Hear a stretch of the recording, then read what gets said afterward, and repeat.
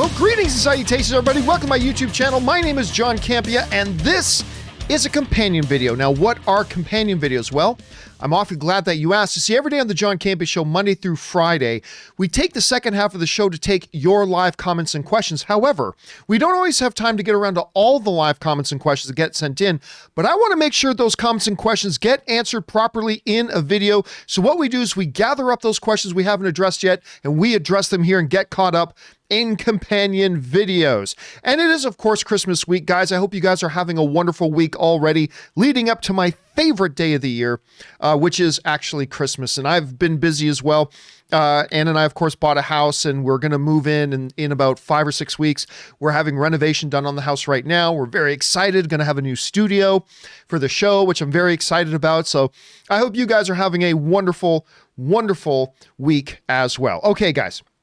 With all that down, let's get into talking some, getting caught up on the questions that you guys sent in. And where am I on this? I'm right there. Okay, here you go.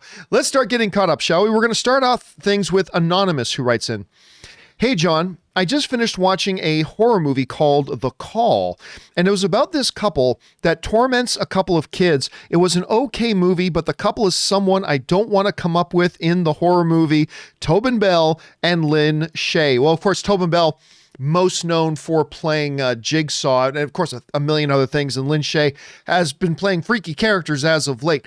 I saw the previews to this. Now, I haven't watched the movie yet myself. So for those of you who don't know anything about it, these kids like torment this poor older couple by like throwing bricks through their windows. I don't know if it's like every year or something. And finally they get confronted by the older woman, by Lynn Shay. And they have this confrontation. Anyway, later, I guess she dies, and the husband, Tobin Bell, invites those kids over, and they say, if you can make a phone call and stay on the line for 1 minute, you get $100,000 from her will. Only you find out that a phone was buried with her when she died, and when they call, they hear her voice. It's like really freaky. I don't know if this trailer gave away like everything in the movie, or if this is all just stuff that's in the first like half hour. I simply don't know. But it's kind of like a new trend. Maybe it's not even all that new trend in horror movies where the kids are not sympathetic. Like, remember in that one with Stephen Lang, Don't Breathe? I love that movie. But like the kids who are getting tormented by the big killer are asshole kids. Like, they were literally breaking into his home to try to steal from him. And so you don't feel a lot of empathy for them. These kids were like throwing bricks through their windows, so you don't feel a lot of empathy for them. And I haven't seen the movie yet myself, but it does look kind of freaky to me, so I might have to check it out at some point. All right, next up. Zombatron 5678 writes, "I think Bo-Katan lost the Darksaber to Gideon in combat, so she needed to win it back in combat, this time as more of a pride action rather than tradition or getting it from a kid who probably was too young to rule, Sabine, like the last time." Well, there's a couple, they might do that, but there's a couple problems with the logic of that. If the problem is, well, she lost it to him in combat, then she should have to win it back from him in combat. You know what I mean? Not from some other rando who now has it. Rando, rhymes with Mando. Not from some other rando who now has it. Plus, this, I mean, that's just a fancy way of getting around the semantics. It isn't a pride thing. It's an absolute law and rule. At least that's the way they portrayed it in the final episode of Mandalorian, because Gideon said she can't rule without this, and her rule would be a farce if she doesn't win it back in combat. Of course, the big problem was that the way she got the Darksaber in the first place in Rebels was Sabine Wren going, "Oh, here you go." And Bo-Katan going, "Oh, cool, thanks, yoink." And then that was it. There was no question about, well, should she have to earn it in combat? That was never a thing. Now, if it's the fact that she lost it to Moff Gideon and therefore she has to win it back, well, then she would have to win it back from him. Anyway, I don't know. It just seems like, let's just call it what it is. They're ignoring the canon. And we've seen Star Wars do that a lot over the last couple of years. They just ignore canon now. And I think that's something we just kind of shrug our shoulders and go, okay, they're just ignoring canon. Now they'll come up with some kind of semantic dance around to try to make it look like it's not inconsistent with canon, but it clearly is. The Darksaber shows up and it's in the possession of one person, and that person goes to another person and says, "Oh, here, you have it." And they go, okay, cool. And now all of a sudden you can't do it that way. They're going to have to do some pretty fancy semantic footwork, and I'm sure that they will. But you and I will all know they're changing it. They just changed it for the sake of wanting to have this particular story point moving forward. And that's fine. That's fine. But it is what it is. Let's not pretend it's not something that it's not. All right, next up, we've got Koa1708 who writes, it's clear that a lightsaber is one of the strongest weapons in the Star Wars universe. Why don't the Empire or the First Order mass produce them for their forces? I always got the impression, well, there's a couple of things that are needed. Kyber crystals are required, and they're not common in the galaxy. So that's one thing. But the Star Wars lore has always kind of portrayed it as it is a force-sensitive thing to even construct one. I've always got, there's a mystical thing to a lightsaber. It's not simply take part A, screw it into part B, assemble with part C. There's always been more to it than that. So I don't know if it was ever something that could just throw it on an assembly line and make it work. Like, even remember in Return of the Jedi, Vader looks at the lightsaber that Luke made and said, your training is complete. I mean, call me overly romantic, but I don't think the training of a Jedi is completed in a shop class. It's like, oh, you learned how to screw part A into part B and assemble with part C.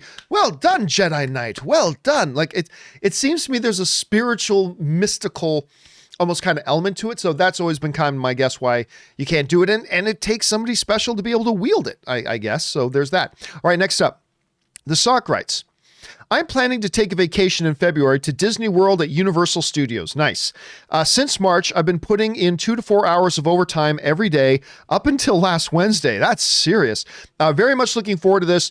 We'll give an update on how they're both going. Now, I mean, of course, I don't know where we're going to be in February. Honestly, I don't know where we're going to be next week, let alone where we're going to be in February as far as, things really fully being open and all that kind of stuff, especially in the midst of spikes. But for that reason and many others, Sock, I hope you're able to go, man.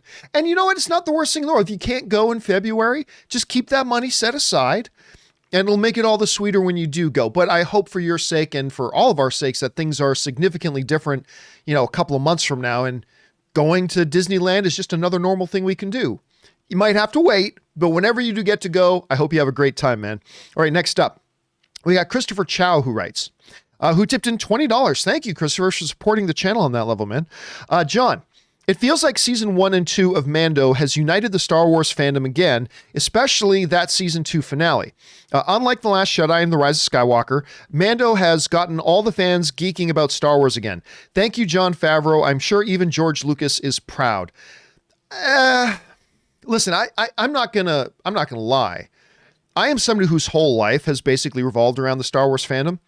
But the Star Wars fandom really disillusioned me a lot over the last number of years. We've seen a toxic, ugly underbelly to the Star Wars fandom the last number of years.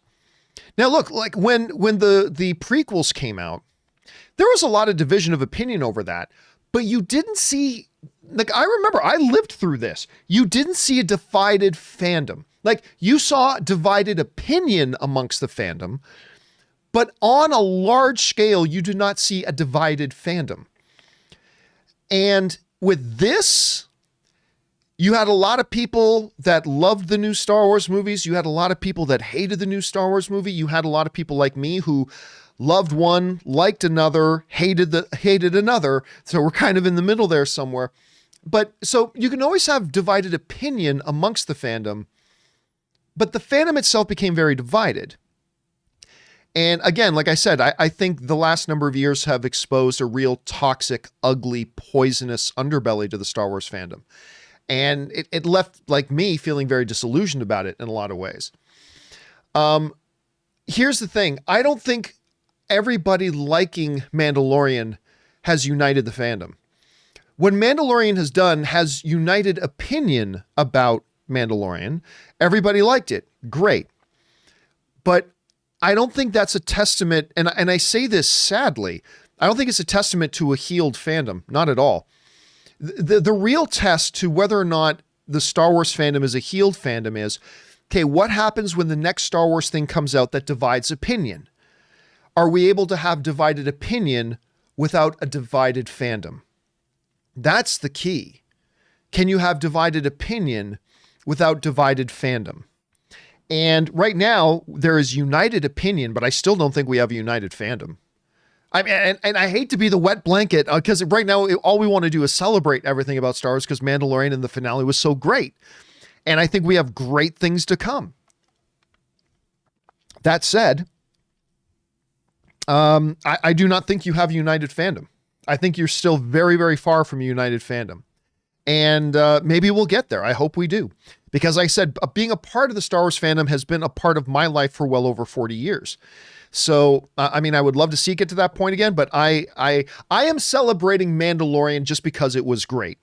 I'm not celebrating a magically united fandom in Star Wars because I don't believe there is one right now.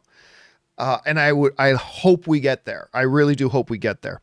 Anyway, then maybe that's just me being jaded. I don't know. We'll have to wait and see. All right, next up. Thanks for that, Christopher. Wonder Boy pieced him up writes, 1 of 3. What a card to end the year. I'm going to assume you're talking about the final UFC card of the year where Wonder Boy kind of put on a clinic, like a real great Lyoto Machida kind of pure karate clinic. It was great. What a card to end the year. And what a performance by Steven Wonderboy Thompson is the IRL Karate Kid. Should he be versus Usman next? No. Listen, I say this as a Steven Wonderboy Thompson fan. Usman will kill him.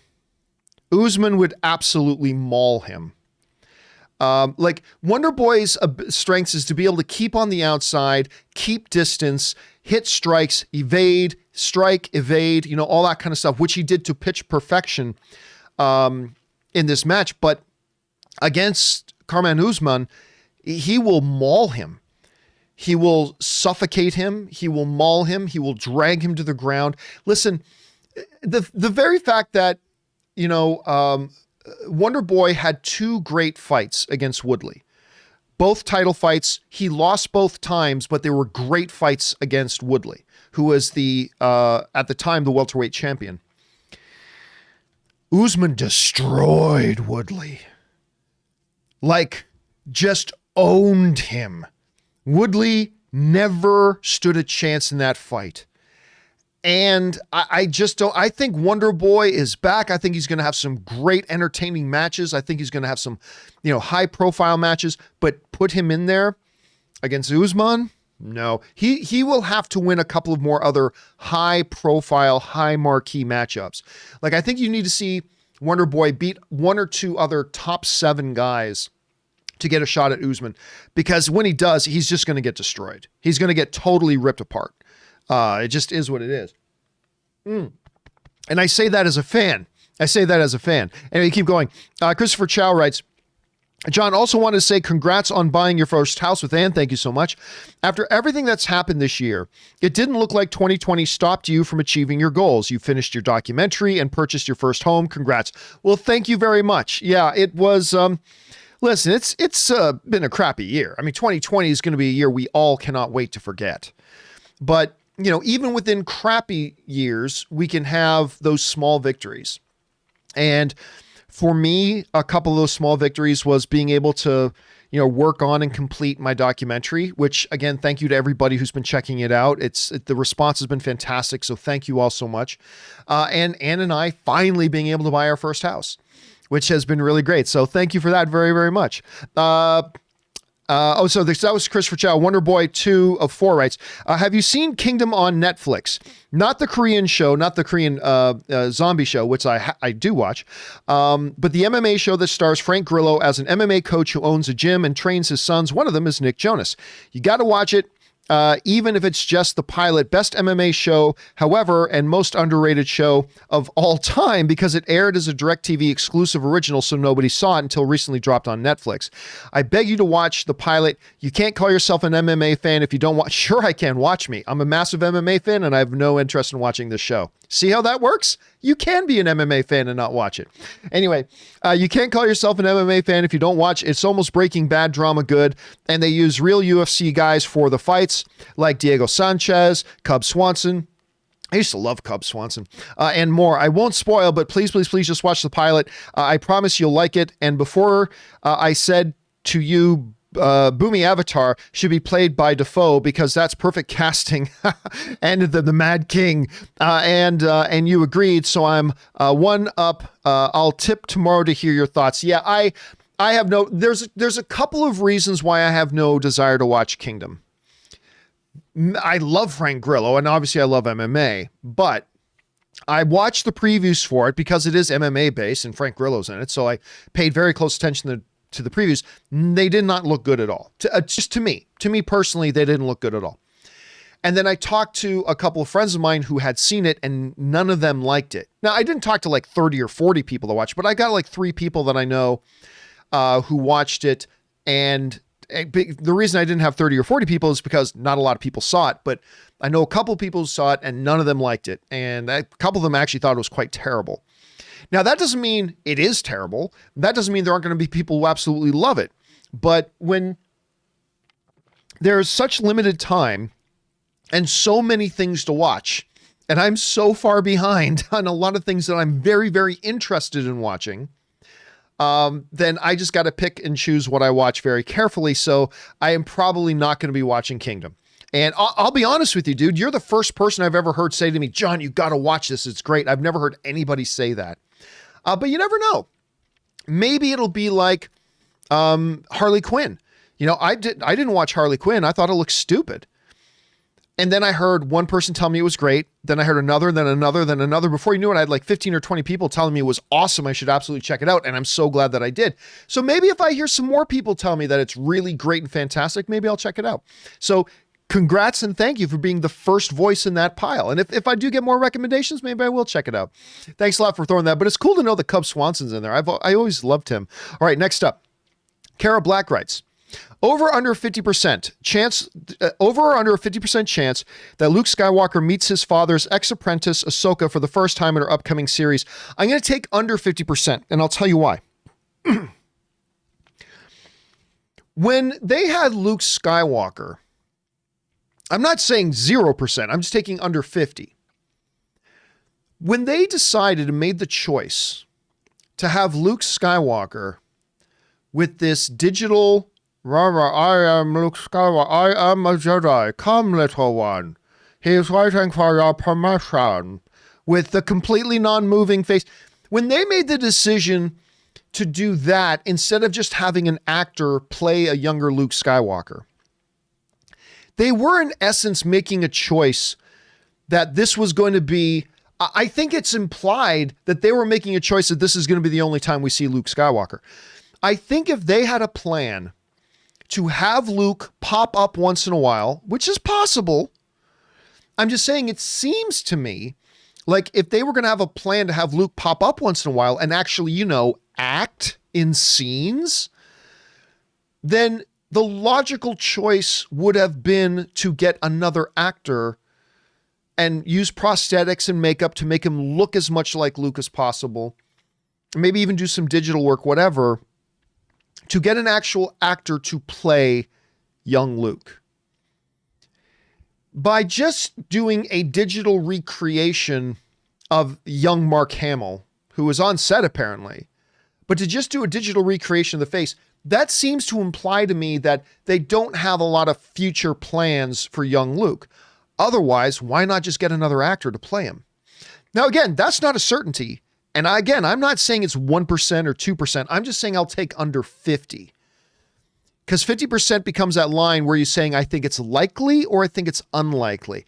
I'm just saying I think it's unlikely that we'll see it there. I mean, although it does have some great potential dramatic elements there for sure, but just the fact that they made the choice to use a digital representation of young Luke instead of just another actor, that seems to imply that they don't have future plans, but I don't know that for sure. We'll just have to wait and see. We will wait and see. Good. Thanks for asking that, Kara. All right, next up. Also, Kara, one detail that surprisingly wasn't explained this season is how Bo-Katan lost the Darksaber to Moff Gideon. Do you feel she lost it in combat, or was it stolen from her when the Imperial sacked Mandalore? My guess is it was stolen from her, because here's the thing. I don't see how Moff Gideon who has been hiding from Bo-Katan, could beat Bo-Katan in a one-on-one battle when Bo-Katan is equipped with the Darksaber. I don't see how he wins that fight. I mean, clearly he's a capable warrior. He had that fight with Din, with Mando, that he lost. So how could he fight without a Darksaber against Bo-Katan with a Darksaber? I'm not sure, especially since he basically has kind of been hiding and eluding Bo-Katan. Like, Bo-Katan's been having to try to hunt him down, right? If Moff Gideon whipped Bo-Katan in a fight when she had a Darksaber and he did not, he wouldn't be the slightest bit nervous of her or afraid of her. If he would hear, wait, that Bo-Katan who I whipped, she's still coming looking for me. Bring her in. I'm going to finish this, sort of thing. That's what it feels like. So my guess, but it's only a guess. I don't know this. I'm not willing to put money on it. I'm just pure guess. My guess is somehow, some way it was kind of stolen from her. So that's my guess. We'll find out though. We'll find out within a year, which I'm very excited about. All right, next up, Carter writes, I'll be very curious to see if all the people who refuse to acknowledge Kathleen Kennedy's guiding hand in The Mandalorian stay consistent and heap all of their praises on WandaVision squarely on the showrunner and directors instead of Kevin Feige. I highly doubt it. Oh no, it's true. And look, Kevin Feige, if WandaVision is great, and I'm guessing it probably will be, but you never know, might not be. But if it is great, that Kevin Feige is going to get a lot of credit. And well-deserved. Deservedly so. He's the head of Marvel Studios. Nothing happens without his okay and without his approval and without his oversight. It's so sure. Well, I mean, a lot of the credit will have to go to the showrunners and writers and directors. Absolutely. Maybe even the lion's share of it should. But there will be a lot of praise for Kevin Feige, and he deserves a part of that. But it is kind of funny. Again, watching people desperately try to find ways to not give any credit to Kathleen Kennedy for the success of Mandalorian. It's embarrassing. Let's just be honest. It's embarrassing. It's totally embarrassing. Now, I say that as a guy who for years has said, I'm a big fan of Kathy Kennedy. I think she's one of the greatest producers of all time. Steven Spielberg says she is the greatest producer of all time. But as a studio head, she has botched her two main responsibilities. Number one responsibility, getting on the same page and making sure the talent she's working with is on the same page as her with her directors of upcoming projects. She went through a record number of directors in a record short number of films. Like, even the MCU has lost a director now and again, but she had, at one point, it was like 5 or 6 sets of directors she went through in 5 films. I mean, it's like an unprecedented pace. That is a major red flag. And then secondly, she completely failed in giving an overall plan and direction and roadmap for the new sequel trilogy, and they just winged it from film to film. They just made it up as they went along. Who does that? So look, I'm a big fan of Kathy Kennedy, but I said, like, over a couple of years ago, I said she needs to step down as the head of Lucasfilm. Go back to what she loves and what she's iconically fantastic at, which is just producing movies. Go for it. But if we're going to hold her responsible for the failures because she's the head of the studio, then you also have to give her credit for when you get the wins. At least a portion of the credit. I've made this argument before. I will make it again.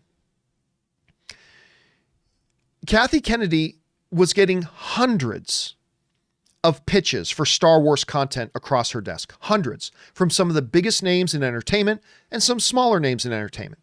Hundreds and hundreds and hundreds of them. It's like, people tend to think that, oh, Kathy Kennedy was just hanging out on a Wednesday afternoon, nothing to do. And somebody said, Miss Kennedy, John Favreau's here to see you. Really? John Favreau wants to come in and see me? Oh, wow. And then he came in. It's like, oh, I'm so glad you came, John. Nobody's been giving me any ideas for Star Wars shows. Thank goodness you came along. No, it was just another pitch on her desk. But she saw in that pitch the potential of what this lone gunslinger in the Wild West frontier in a Star Wars setting could be. I still contend that 80% of other people who could have been the head of Lucasfilm at that time probably would have looked at that lone Western in the set in Star Wars and probably just would have thrown it out and not recognized the potential in it. So number one, she recognized the potential in it amongst all the other pitches she had been getting. She recognized the potential in it. By the way, it's the same thing that happened with Rogue One. Everybody agrees Rogue One is great, right? And it was the same thing. A pitch came to her from John Knoll, and she recognized in that pitch some real potential. They made the movie, had a lot of drama in making it, but it ended up being a really great, fun movie that a lot of Star Wars fans really love. So she recognized the potential in Mandalorian, brings in Jon Favreau to meet. He comes in, they talk about it. She sees that she totally understands what his vision is. He understands what she wants from it at the same time. They connect on that. And then as Jon Favreau tells the story, she says to him, I really think this would be something great for you to work with Dave Filoni on. And I want to connect you with Dave Filoni. Make him your Padawan, whatever. But I want you to hook up with him on this and let him kind of come along, and he can learn a lot from you. But also I think because of his understanding of the lore, he's going to be able to contribute a lot to this. And she was the one who came up with the idea to match up Jon Favreau with Dave Filoni. And then from there on out has been there in a producer role as well to support everything they've wanted to do along the way to make things happen and do the things a producer should do. And it's a win. But here's what I keep trying to tell people. You cannot do what I do, which is hold her accountable for the losses. And we should hold her accountable for the losses. She's the head of the studio. She has to take responsibility for that. But you cannot hold her responsible for the losses and then try some way to do a little song and dance where you make up a fake reality where she doesn't get any of the credit for the wins. She absolutely gets credit for the wins. And she should get credit for the wins. And the way you've just kind of structured that, Carter, is exactly true. When WandaVision comes out and is a hit, a lot of people are going to want to give credit to Kevin Feige. And rightfully so to a degree.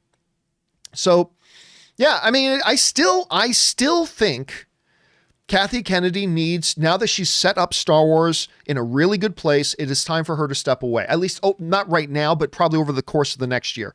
I am guessing before 2021. Let me rephrase. I am guessing by the end of 2021, she won't be the head of Lucasfilm anymore. And her legacy will be in a much better place than it was a year or two ago, because now she's got Star Wars on this path that everybody's really excited about. So we'll see how it goes. At any rate, let's move on here. Next up, The Sock writes. So I watched Escape from New York, fun movie. It's a great movie. Then I watched Escape from LA. I heard it was bad, but it's goddamn unwatchable. It's just a lesser copy, and everyone has the enthusiasm of a person that just got forced to come into work on their one day off. Escape from LA is one of the responsible movies that we should hold accountable for the general understanding that sequels are never as good as the originals. Obviously, that's not true. But there is a real pervading thought out there that sequels aren't as good as original. And one of the films that was kind of partially responsible for that being the mindset of a lot of film fans for a very long time was Escape from LA. So I think you're right on that, Sock. Sorry you had to see that, man. James LH writes, hey, John, we've talked about the passing of the original Boba Fett, Jeremy Bulloch. Yes, we have. With your extensive Star Wars knowledge, guessing you already know, but I'll mention anyway, that he was also the Imperial officer in Empire who uses Leia during the Luke, it's a trap. No, she's saying, don't, it's a trap. That's the actual line. But yes. So in Empire Strikes Back, as Luke is going through the empty hallways of Cloud City, and he finally sees Leia being marched away, and there's a gunfight ensues. He says, Luke, don't, it's a trap. And they pulls him away. The Imperial officer grabbing her by the shoulders and pulling her around that corner was the Boba Fett actor, Jeremy Bulloch. Now, the reason that happened was as the story goes, there was another extra who was supposed to be doing that and was fitted for his outfit and everything and got sick on the day. How would you like to be that guy? I'm just a guy who just does some bit character acting here and there. I get little spots, some extra roles, whatever. And you were supposed to be the guy pulling Leia away. She yells, "No, it's a trap." That's hard to live with because you got the sniffles the day that. But anyway, so they looked around and it's like, well, Jeremy's here, and Boba's not in the shot. So Jeremy, why don't you take that off? And guess what? He fit the outfit that was fitted for the other guy, as the story goes, and history was made. So Boba Fett is both bounty hunter and Imperial officer, at least the actor was. So anyway, there you go. Thanks for writing that in, James LH. All right, next up, we got Tony Rodriguez who writes, "Well, John, you didn't get it in the movies, but your campaign for Luke to ignite the green and wreck shop on fools, which I was calling for years, came true in a TV show that gets it. Will we ever see a movie that understands what we want as fans?" Well, here's the problem. Here's the problem. What we want as fans is not always the best thing to do in a movie, and is not necessarily always the right thing to do in a movie. Take that one Transformers movie, for example, with Grimlock, the Dinobot, right? What does everybody want to see?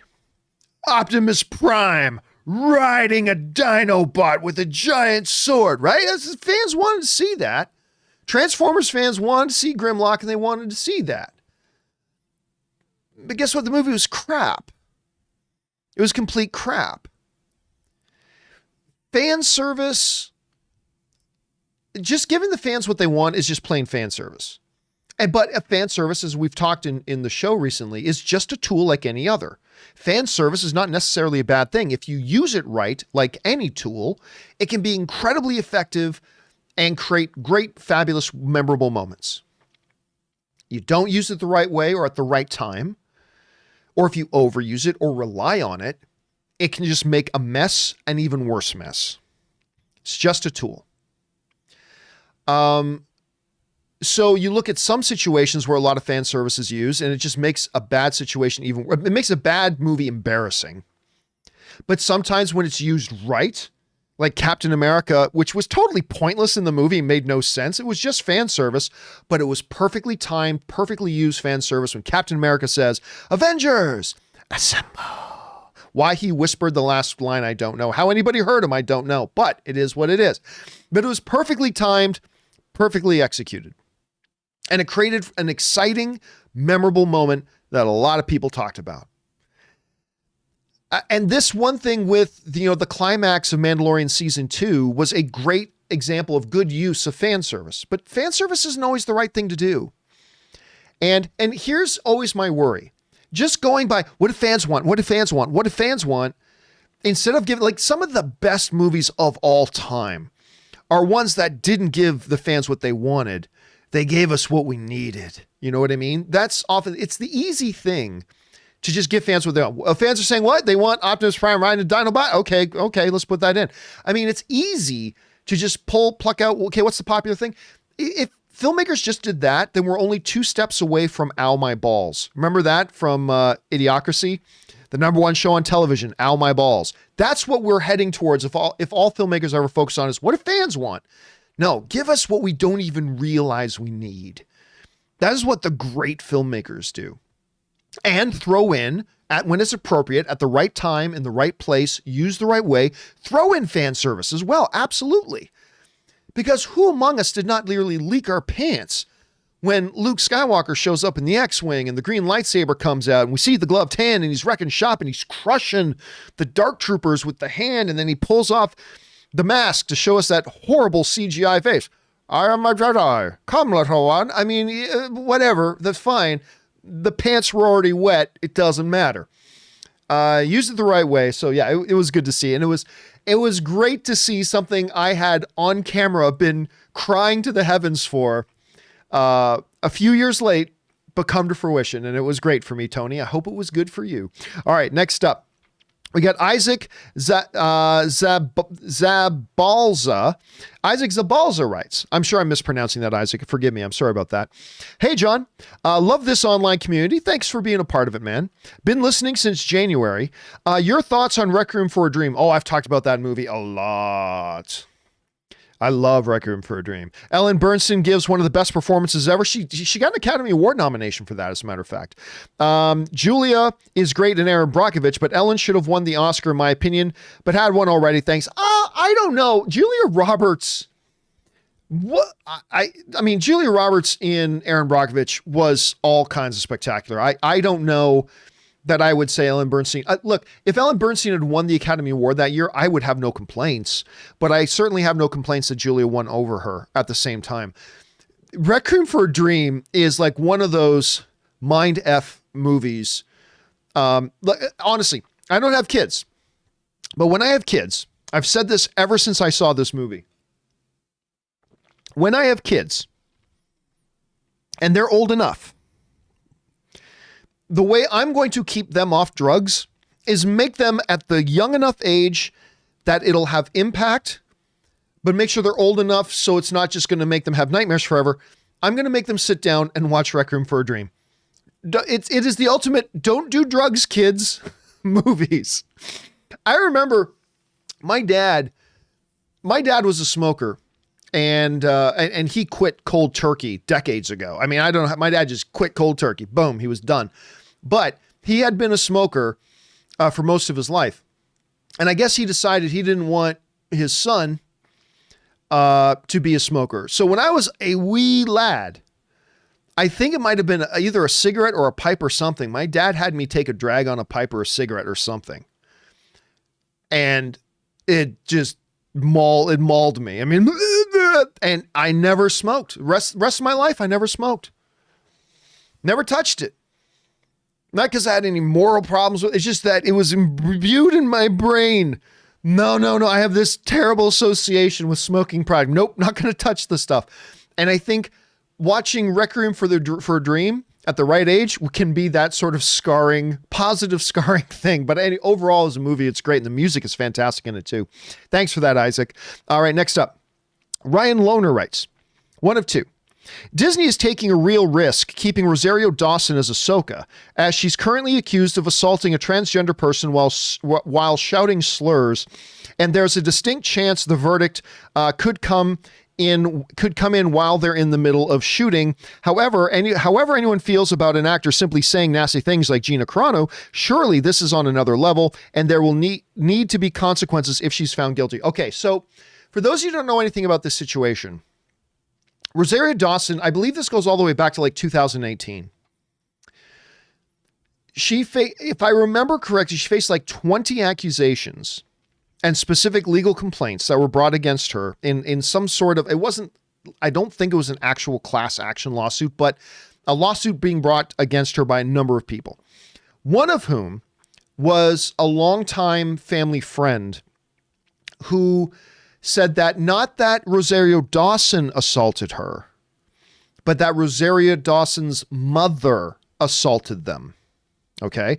Not that Rosario Dawson assaulted them, but that Rosario Dawson's mother assaulted them. But there was also a lot of other things about discrimination and verbal abuse and slurs and phobic kind of things, all that kind of stuff.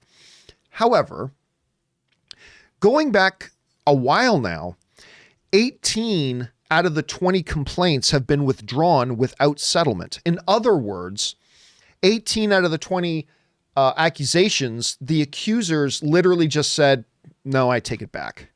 There was no settlement. There was no anything like that. It was just, no, I take it back. So 18 out of the 20 have been withdrawn, voluntarily withdrawn. The two remaining accusations are of that one longtime family friend. And there is actually a motion in front of a court right now where a judge is about to rule about whether there's even enough evidence for an actual trial to take place. And it may come back that the judge says, the judge may exactly say there's not even enough evidence here to even have a trial. Now, they may say there's enough evidence to at least have a trial, but that still may go in. But the key thing here is that of the remaining stuff, Rosario Dawson is not being accused of assault. From everything that I've read and I understand. And by the way, I am not a world's leading expert on this particular Rosario Dawson trial or whatever. So understanding all of that, Disney looked into this and they decided they felt good about it. They felt good that, no, we don't think Rosario is guilty of anything. We don't think she's done anything. And we think that, like, the fact that 18 out of the 20 complaints have already been withdrawn on her. If I remember I haven't studied up on this. So if I'm remembering it correctly, I'm sure any minute now I'm going to have if I'm wrong about any of that, I'm sure the comments is going to be bombarded with, John, actually what happened? Okay. And maybe that might happen. I'm just saying. But I think Disney probably looked at that and said, okay, yeah, we feel comfortable about this. Now you never know what'll happen in court. But again, 18 of the 20 have been withdrawn. Of the 2 remaining, the thing of assault was not actually against Rosario Dawson herself. It's against her mom. So how this will all play out, I'm not sure. But I don't think it actually looks all that risky for Disney. I think Disney looks like they're probably in a pretty safe spot. You never know what can happen. But as of right now, it looks like they're in a pretty safe spot. We'll see how this unfolds. Because, listen, if there are 20 accusations, it turns out the 20 accusations against her were true and proven in court, then F Rosario Dawson. I say this is a lifelong Rosario Dawson fan, but F her if all that was true. But it looks like it's not. So we'll have to wait and see. We'll just have to wait and see. All right. Thanks for bringing that up, Brian. Next up, Luke1234 writes, you've mentioned that Luke Skywalker is your favorite character. At least in Star Wars, yes. But what moment or film made him your favorite? Did you become a fan after episode 4, even though he is a better written character in episodes 5 and 6? Yeah, listen, you got to understand, Star Wars for me, Star Wars is my earliest childhood memory. Like, we all have that earliest childhood memory. Mine is watching Star Wars. And then I don't have I honestly believe my next earliest childhood memory that I recall is being told by my mom, I think, that there was going to be a Star Wars Part 2. And I remember where it was. I was on Carson Drive in Hamilton, Ontario, Canada, running along the sidewalk where we had a red fence and being told there's going to be another Star Wars movie. And I'm I mean, that's just how influential. So I think it's right from the first time I saw the first Star Wars is probably where Luke became my first and favorite movie character. So that's probably where it happened. Luke1234. All right. Where are we at here? Mograbius writes, I think Mandalorian can have a time jump. I think it makes sense. Haven't heard this option in discussions yet. What do you think will be better for the show? Continue from where they left off or have a time jump? Well, there's a third option. The third option is, to me, there are 3 things. Picking up where you left off, then a time jump, or then picking up in time relative. What I mean by that is this. If you have a show and it ends, and then 8 months later, season 2 starts, and that season picks up 8 months later, then that's time relative. Right? It's not actually a jump forward in time.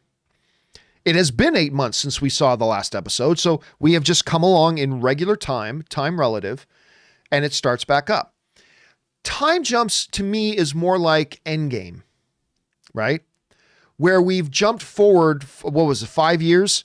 You take a 5-year jump forward, even though it had only been 1 year since we saw the previous movie, or however long the specific amount of time was in between releases.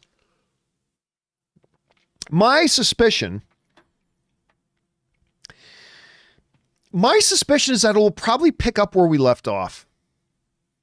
But they could also go time relative. What I don't think they'll do is do a big time jump. There's too much story to tell in this intermediate time.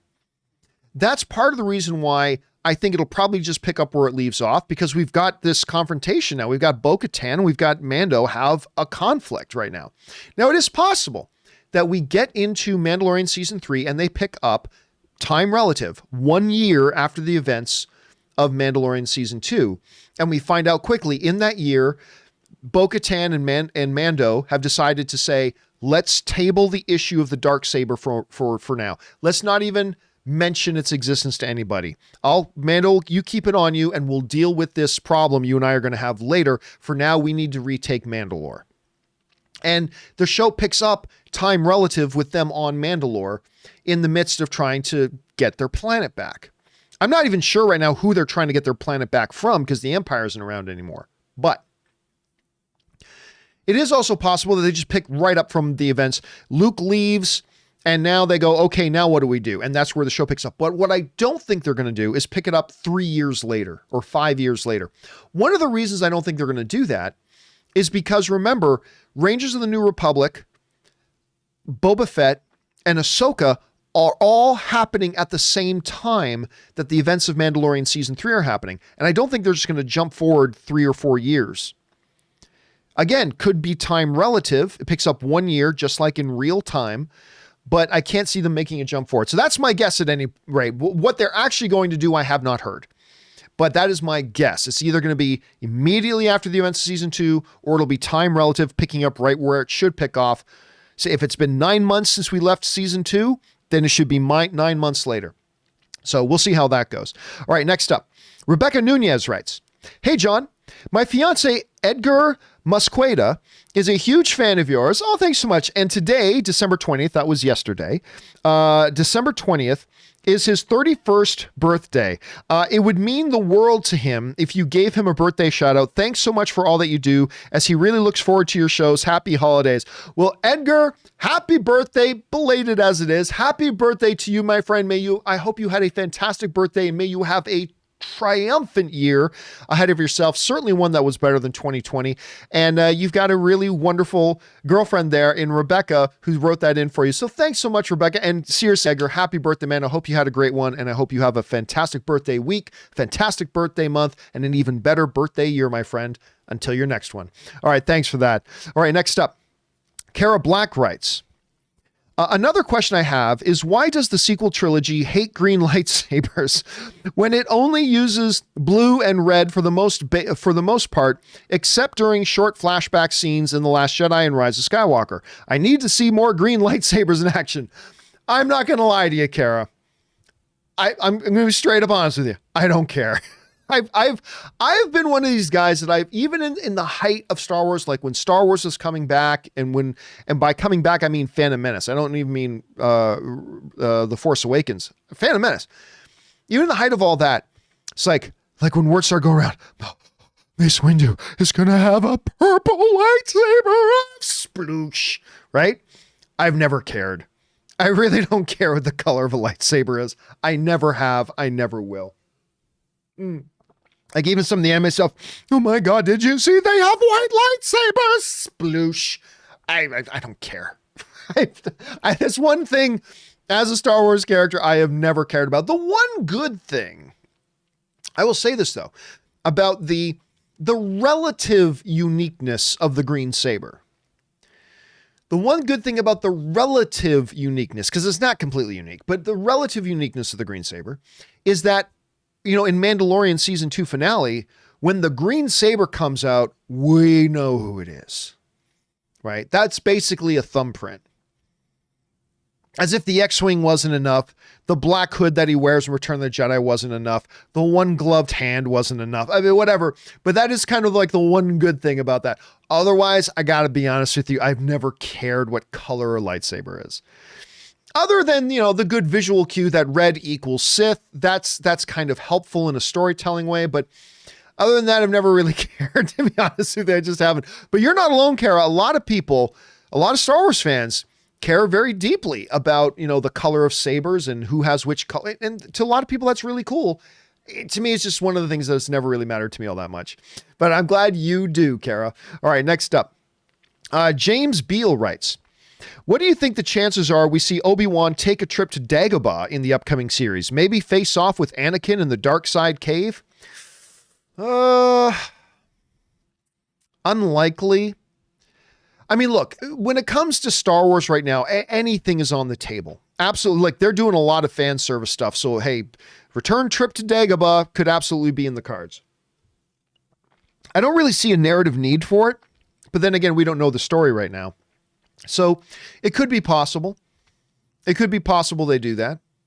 Again, I'm not convinced they will. I'm not convinced they should. And that seems more like a starting training exercise than it does for literally a member of the Jedi Council in Obi-Wan Kenobi. So I'm going to say unlikely, but definitely wouldn't say it's completely out of the realm of possibility. That's my thoughts on that at any rate, James. All right, next up, Eric Lynch writes, John, I would love Ahsoka and Luke to meet. It would be so cool if Luke was trying to create a new Jedi Order and he meets Ahsoka and tries to create the Jedi Council and have Ahsoka on it, as she is a respected Jedi Master herself. Technically, no, she is not a Jedi Master. She never achieved the rank of Master. So anyway, there's that. Second, I think Luke is a long ways away from reestablishing a Jedi Council. I think he is a long way away from that. I think he is, at this point, even in his own head, reforming the Jedi Council is probably like decades away. Decades away. The one dramatic purpose I could see in a Luke meeting Ahsoka is the fact that there could be real emotional drama there, with the fact that not only is this the son of her master, but to hear the tale that before the end, he turned back, that Anakin turned back to the light side, right? There's a dramatic scene to be had there that could be really nice. Again, I have my doubts that they'll do it, simply because I think if you wanted to have a Luke Skywalker acting, you would have just gotten an actor to play it instead of a digital recreation. Ahsoka, your former master, Anakin Skywalker, my father, turn back to the light side and save me from the Emperor. Why is your face not moving, Master Luke? Never mind, pay no attention to my unmoving face. Like, I don't know. It just seems like they should have gotten an actual actor if they're going to have some acting scenes later on. So I think it's unlikely, but I mean, who would deny that scene could be a very emotional, dramatic scene? It would be. Even people who don't like the Ahsoka Tano character like me, I gotta say, that scene would probably be pretty powerful. That would probably be a pretty powerful scene. But then again, they've already taken somebody like me who doesn't even like the Ahsoka Tano character, and they've made me excited for the Ahsoka Tano show. Who figured? You tell me 6 months ago, John, 6 months from now, you're going to be excited about an Ahsoka Tano show. You've been drinking too much, sir. But here we are. I'm excited about the Ahsoka Tano show. Down is up is down, cats and dogs, all sorts of stuff. All right, next up. Guillerme Labelle writes, I'm sure I'm mispronouncing that name, writes, hey, John and Rob. Rob's obviously not here right now. Have you watched the new documentary, The Last Blockbuster? I have not, but I have watched the previews for it. It's about the last remaining Blockbuster video location up in Bend, Oregon. Watching this made me miss video stores and all the more. What are your best video store memories? I've not seen it, but I do want to get around to watching, because I have a lot of memories, especially back when me and my buddies, the first time I moved out of my house, me and a couple of friends lived in this house together.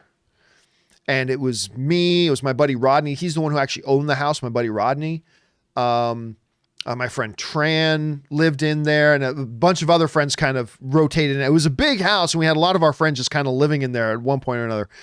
But one of the things that would happen at least 3 or 4 times a week was a couple of us would make the trip down to Rogers Video, which was like Canada's version of Blockbuster. Go to Rogers Video and pick out some DVDs. And that was just kind of a tradition, a weekly thing, a multi-time weekly thing that we would do.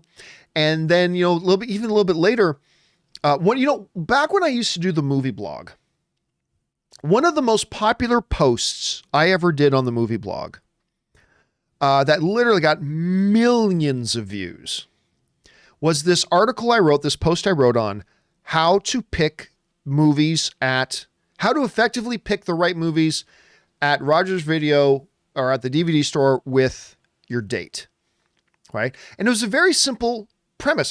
Because listen, I have seen couples break up in a video store, right? That can be one of the most tense, intensive, conflict-inspiring things, is going to the video store and completely disagreeing on what to get. And I've seen evenings go bad because a trip to the video store went bad. And this one article I wrote that became probably the single most viewed article I ever wrote on the movie blog. My principle was simple. It's a very simple principle. It was this: each of you take turns taking one of two roles. There's role A and role B. Role A, the person in role A gets to go in and pick 3 movies. From there, the person in role B gets to pick which of those 3 movies are going home to be watched that night. Then the next time you go, you swap roles. Now the person who was in role B is going to be the person in role A. Now you get to pick out 3 movies, you present them to the other person who's in role B, and they get to pick out of the 3. And I said, this will save your relationship. I got so many, John Campea, love MD. I got so many emails over the years from people who followed that, back when video stores were still a thing, who followed that simple advice and said, you saved our relationship. Well, I'm here to be of service. But yeah, I remember a lot, but just going with my buddies, but also whenever I would be like, our date evenings would be, you know, picking up a movie and watching it at home, or my place or her place, whatever. A lot of very successful evenings, smooth, no arguments, no fights, nice, smooth. It was always great. But yeah, I got to watch that documentary at some point. Thanks for writing that in. All right, next up. An anonymous viewer writes, I saw new photos for the Coming to America sequel the other day. I saw those too. I'm cautiously optimistic. I'm not saying it has to be better than the original. Just don't suck. Don't base it on remember that person or nostalgia. Make sure it's funny, damn it. I mean, that's the first thing, right? As a comedy, the first thing you got to do is you got to be funny. You can't mess up the requirement of being funny. You got to nail that. Now, of course, throwing in the right little dabs of nostalgia, a little bit of fan service here and there, that can be really effective too. But here's the thing about comedies. I say this all the time. Comedies are like horror movies. Your horror movie can suck in every way conceivable. But if your horror movie gives thrills and scares, everything else will be forgiven. It won't matter if your humor was bad and your characters are shallow and all that. None of that will matter. If you do a horror movie and you give thrills and scares, everything else will be forgiven. But you can have Academy Award level performances and this deep, intricate narrative. If your horror movie does not deliver goods on the scares and the thrills, nobody will care. Comedies are very much the same way. Your movie could be the worst movie ever made, but if you make the audience laugh a lot can be forgiven. You can do everything right in a movie, but if your jokes don't land and you don't make the audience laugh, nobody will care. And that has got to be the starting place with Coming to America too. But listen, if Eddie Murphy's recent work is any indication, we could be in for some fun, man. We could be in for some absolute fun. I'm really looking forward to watching it. All right, next up, we got Rebel Plot Armor writes, do you think after getting their butts let me try this again. Do you think after getting their butts kicked repeatedly in Rebels and The Mandalorian that the Empire might get a flashback in one of the new shows that shows how threatening they can be again? Maybe conquering, slagging, /glassing, or destroying a planet. Maybe. I mean, listen, you look at Rogue One, and you saw the terror of the Empire, right? You saw the absolute terror of the Empire. When you go into something like Rogue One, there are times when you do need to remind or go back to the original movie. You go back to the original Star Wars: A New Hope, you're reminded of the terror of the Empire and what it is and what it represents. I mean, a lot of times they're the Keystone Cops, sure.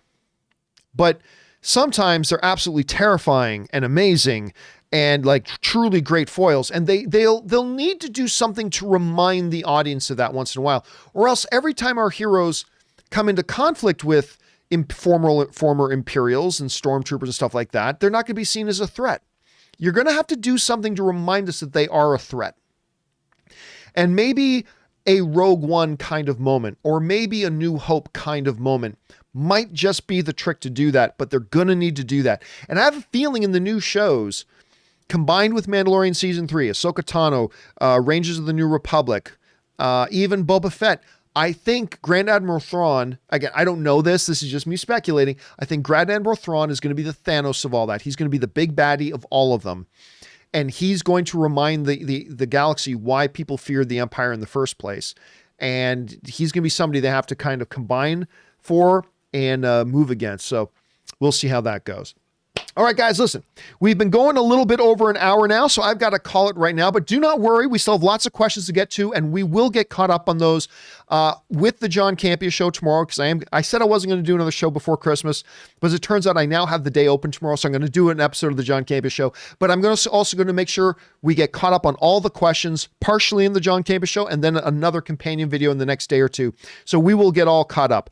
Anyway, guys, that'll do it for this installment of a companion video. Thank you guys so much for being here and being a part of it. Special thank you to all of you guys who send in these questions. Number one, because you give us great fun things to talk about. But number two, you support this channel while you do it. And all of us here associated with the John Campea Show, thank you guys very, very much for your support.